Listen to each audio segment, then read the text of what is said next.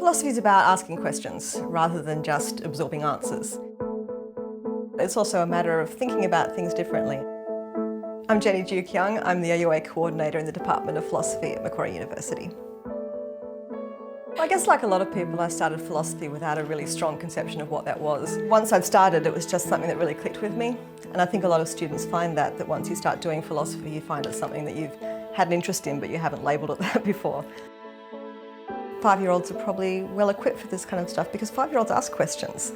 They haven't yet learnt to just accept what they're told. Everything you tell a 5-year-old, they'll say, why? And so I guess part of what you're doing is relearning that, relearning the wonder of new discoveries.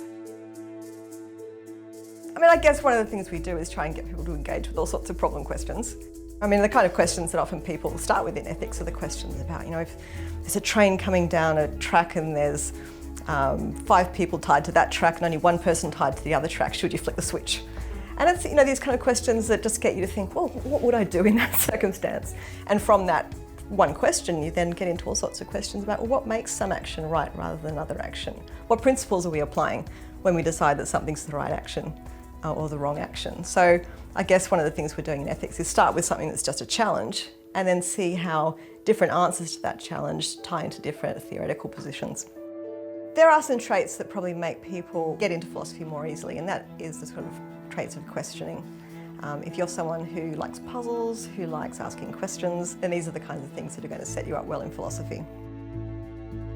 Well, some of the most useful skills are things like the ability to write well, because a lot of academic writing involves presenting arguments, and that's something that we focus on explicitly in a lot of our units, is how to present a clear argument. So skills in presenting arguments, in analysis, reading texts really carefully, that's a vital skill for a lot of jobs and a lot of other academic disciplines. But also that critical thinking, it comes back to that as a really important skill that employers value. The ability to think really carefully about what you're hearing and develop your views carefully. That's going to be a really vital skill, no matter what you want to do.